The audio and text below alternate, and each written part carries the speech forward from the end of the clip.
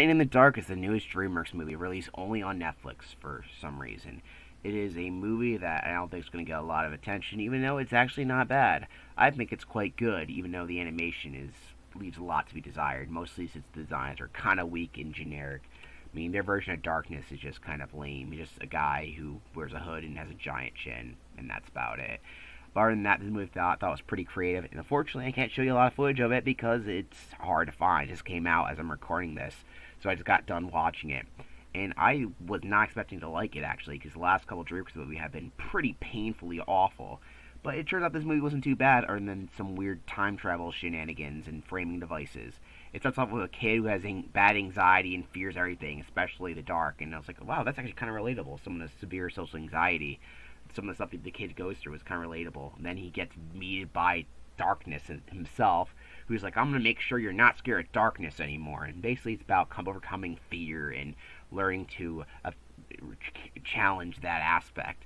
And then there's a weird framing device where the kid is actually telling the story to his daughter in the future, and then the daughter becomes a part of the story because she starts to tell it, and then it turns out the daughter was telling it to her son, and there's time travel in the story randomly.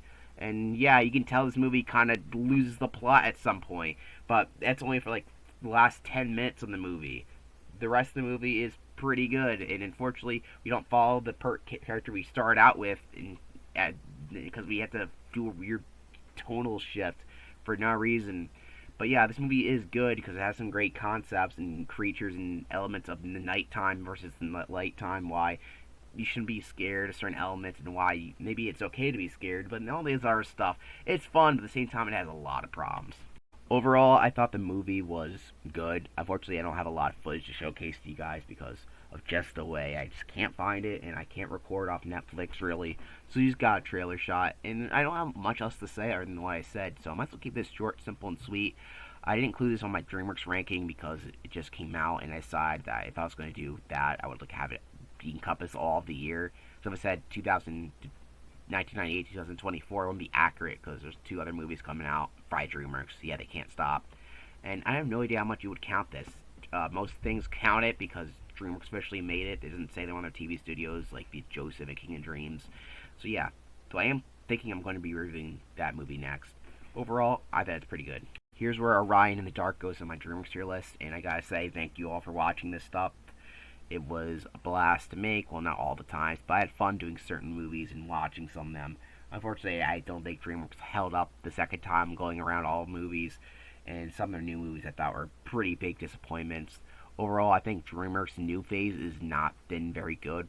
The Universal NBC phase has been a lot of making sequels to movies that don't need sequels, a lot of not really caring about the projects. New movies, which have interesting concepts, usually have a lot big things, flaws in them. I'm glad Orion did not fall into that problem, but at the same time, it had a lot of little other problems that kind of held it back, and I could see why it could be kind of considered a forgettable movie.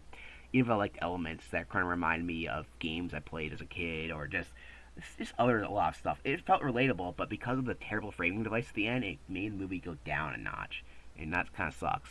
Overall, that's the whole DreamWorks thing. If you saw my ranking video, then you'll know how I feel about each movie in my other videos playlist. From that is in my channel, so go watch that.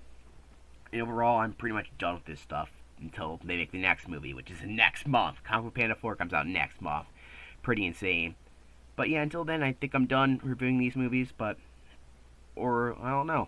Let me know what you guys like to see in the comments below. What type of videos you would like to see next, if they're there. And yeah, next time I think I will be reviewing Joseph King of Dreams just because I feel like doing it, even though it's not technically a main DreamWorks movie, but it's interesting enough to talk about, I think. So I'll be doing that. I'm not too sure. You'll see whether it comes out or not. Until then, thank you for watching, and stay tuned for more videos. That is, if I don't start slowing down because of other personal things, like getting a job, an actual job that pays, and stuff like that. Who knows?